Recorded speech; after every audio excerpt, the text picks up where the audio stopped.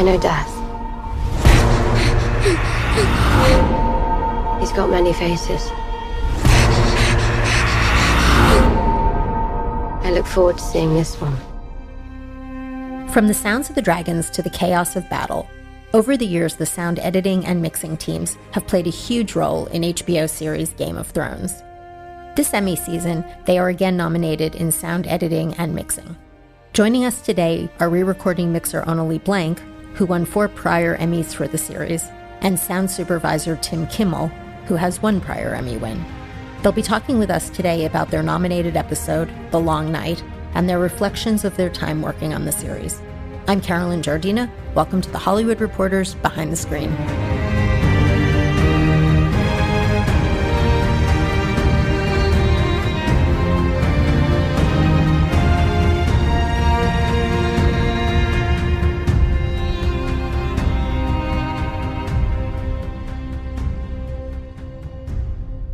Thank you for joining us. Sure, thanks for having us. Yes.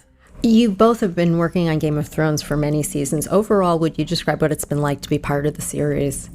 It's been amazing, to be part of such a cultural phenomenon. Sometimes we had to sit back and realize what a big impact the show has had. Just watching the publicity on it and watching fans going crazy for it, and knowing that we get to work on such a great show. It's been a fun ride, especially going from the beginning when it was obviously a big show, but just watching it grow and being a part of it. It's been a great experience. At the beginning, it was just a whole bunch of nerves. Don't fire me. Is this show good? Are people gonna get this? And then as the years went through, everybody became a really tight-knit family, and a lot of trust was there. The creatives and our producers and everybody involved just really allowed us to have a ton of creative freedom to experiment our ideas, which made the show, in my opinion, sound better for storytelling purposes for sound. And it's actually been hard not working on Game of Thrones and having people sit behind me the whole time, because for so many years nobody was in the room except for Matt Waters, myself, and Tim Kimmel for 6 months straight. And actually today I calculated the amount of days I've sat next to Matt Waters and it was over 4,000 days. Wow, that's crazy. And so it's just Matt being your fellow re-recording mixer. Yeah, mixes all the effects, and just kind of putting that into perspective on how much time we've spent together creates friendships, creates a really collaborative working environment. And I miss it. For the uninitiated, would you explain the role of the re-recording mixer? Re-recording mixer is we take sounds that have already been recorded, production dialogue, ADR, dialogue is being recorded in a studio after the fact, Foley, which is all the footsteps and anything the body moves and makes, winds, backgrounds, ambiances, sound designs, dragons, not real, and the music. And we go scene by scene and blend everything together so you can hear all the words but tell the story for sound based off the scene. Battle scene, dialogue scene, what have you. And Tim, similarly, would you explain the role of the sound supervisor? As sound supervisor, I'm in charge of getting all that material to the re-recording mixers. I oversee the team of dialogue editors, ADR editors, the Foley crew, sound effects editors, sound designer. I'm the one who meets with the producers to discuss what it is they're looking for on the sound side and discuss story. And then I talk to the team, figure out who needs to do what, and get it to these mixers as organized and ready for them as possible. Not to mention, Tim puts the team together.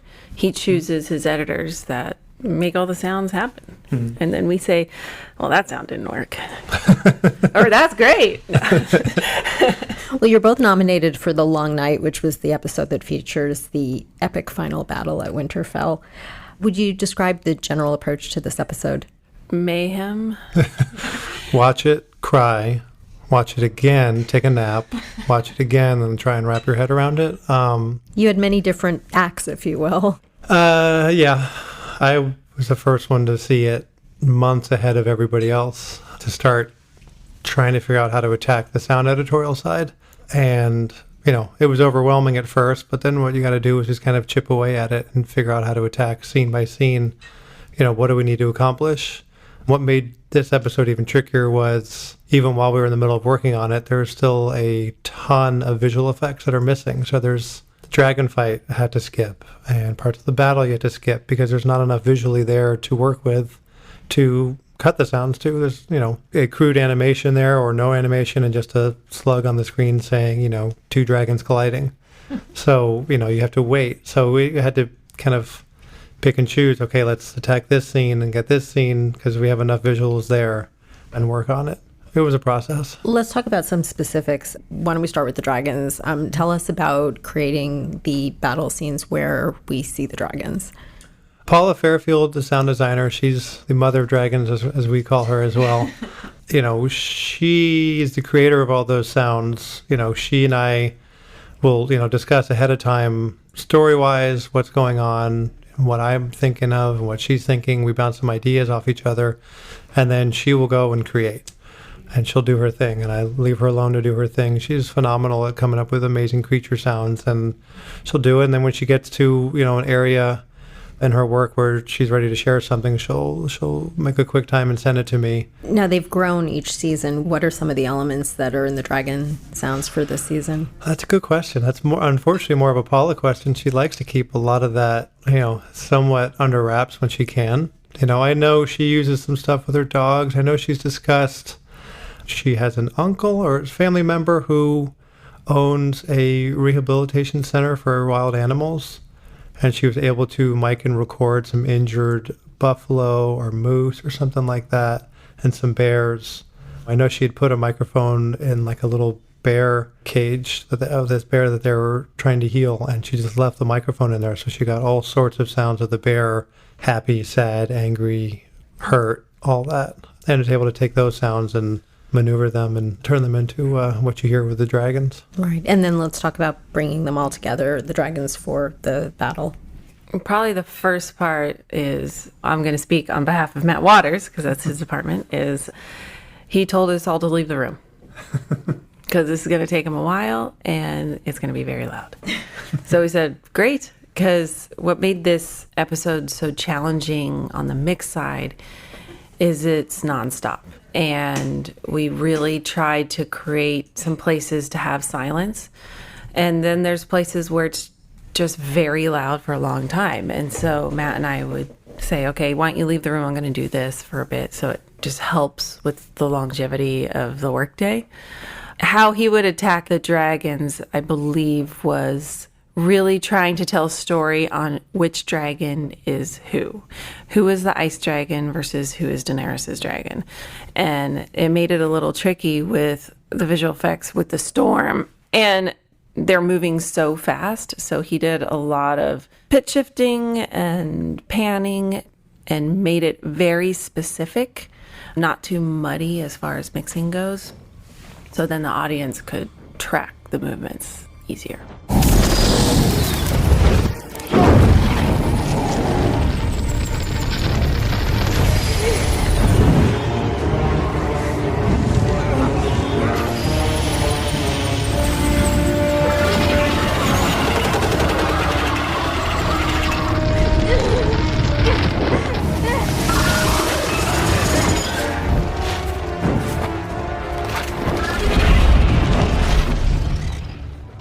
And then in contrast, why don't we talk about that nail-biting sequence with Arya's escape? Yeah, that was a great zombie moment there. When we first mixed it, we had a lot more sound in there, more of her breathing, more of the zombie movements in general, a little bit more wind. And as we kept going through pass after pass, since she is such a trained assassin, she has learned to make no sound at all. So every pass just kept making her quieter as a being, and it made it feel like the audience member was going to sit on their chair a little bit more, and it worked. Mm-hmm. It took a lot of passes in that scene because sometimes doing things in a quiet environment is harder than just mayhem with music and battle. And there's nothing to hide behind when there's that much quiet, so you just really tuning into those specific sounds. And also, I mean, it was a great scene to kind of mix-wise, you get to rest your ears. So when you have the quieter moments, it helps make the bigger moments feel bigger. Yeah. We took out the music in there and just made it very quiet. What was the most challenging scene in the episode for each of you? For me was the whole sequence of the zombies coming over the wall. That's exactly what I was going to say. It was the start of a scene that went on for a long time. And sometimes with battles like that where people are just getting killed and killed and killed, it can start sounding the same. And how can we make each hit and each moment and each cut sound different and keep the audience excited? So we worked on that sequence and we remixed that sequence probably at least 24 times. With music, without music, with different sounds, with a rumble, with not a rumble. It was a long process. Yeah, it was a very tricky sequence. I mean, editorially, getting all the materials to them for the mix, because when we started mixing, not all the visual effects were there. So we had all these sounds for the Whites coming to the wall and climbing up the wall. And then all of a sudden, we get a next round of visual effects, and there's 4,000 more. There's 4,000 more zombies, and there's 50 new flaming arrows being shot at them. So it's a matter of having to quickly get that material to the mixers so they could then add that into the mix and trying to find the balance of keeping it interesting with the hundreds of new sounds that we're throwing their way. I feel Matt was pretty exhausted by the time we got through episode 3. Yeah, we all were. Yeah, we all definitely were. And then we're like, now we have to mix the rest of the season. Then we had episode 5 to go to. Right after that, yeah. Yeah, we'd skip 3 to go to 4 because of visual effects. So then we went back to 3, which is the big one, and then we went to 5, which is the bells, which is the other big one. So we were tired. Exhausted. Yeah.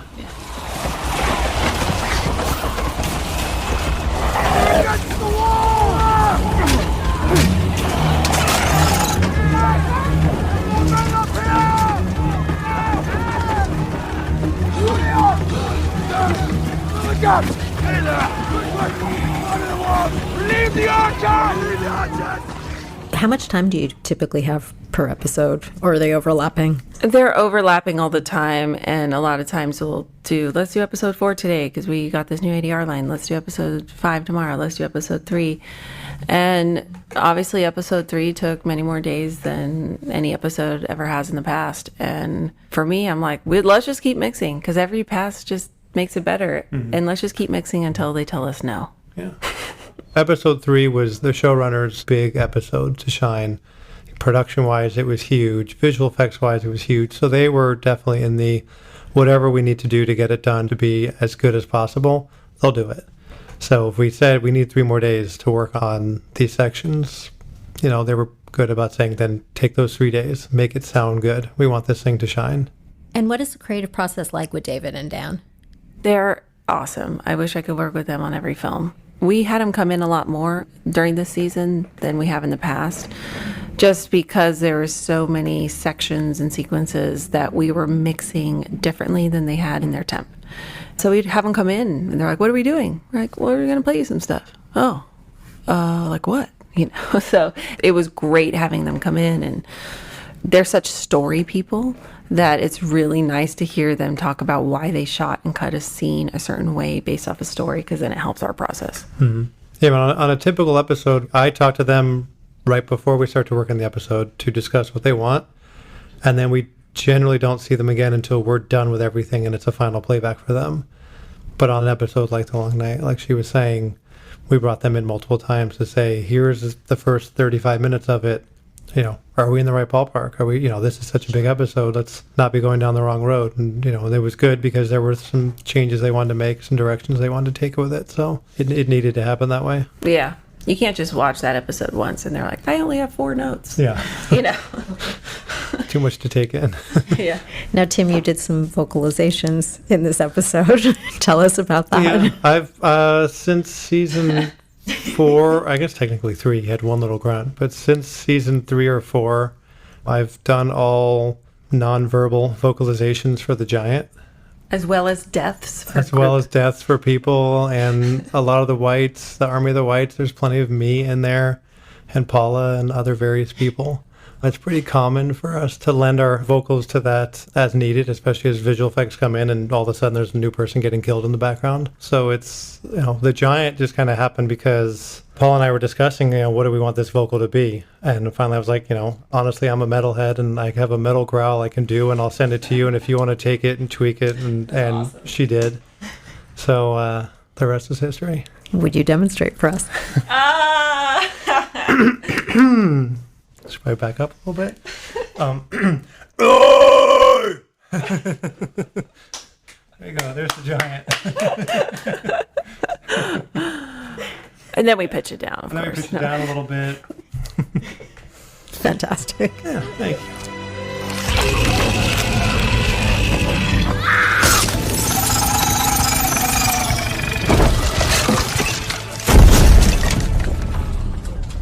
Let's also talk about the climactic scene when Arya jumps in at the end. Well, that was during that beautiful piano cue. And we kept it really quiet through that section. And the only time Matt really featured any sort of wind is right before she jumps.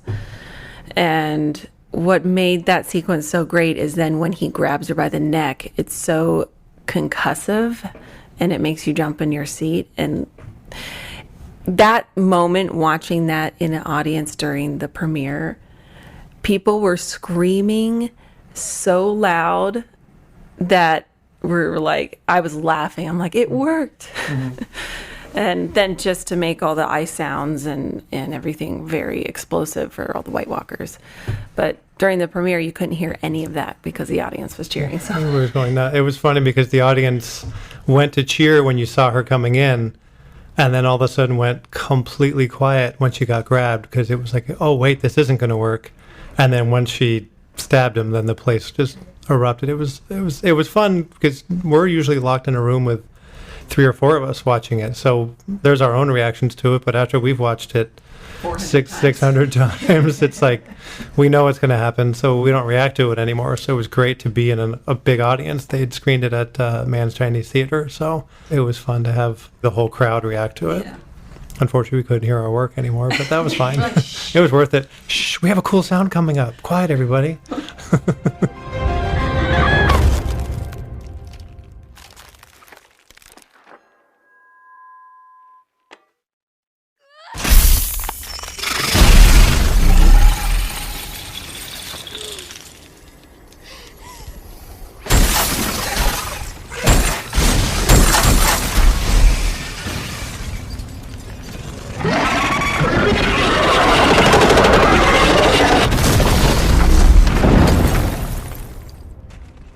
What's been most memorable for each of you about this particular season?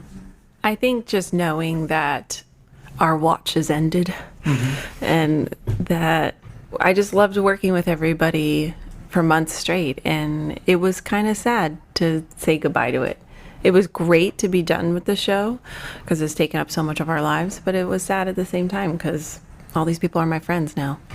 Yeah, I mean, it was a very tight family on the show, and I don't just mean with the 3 of us on the dub stage, but I mean the whole crew on the sound side, the picture side. I mean, everybody involved on the show was top notch at what they do, but also nice and great to work with.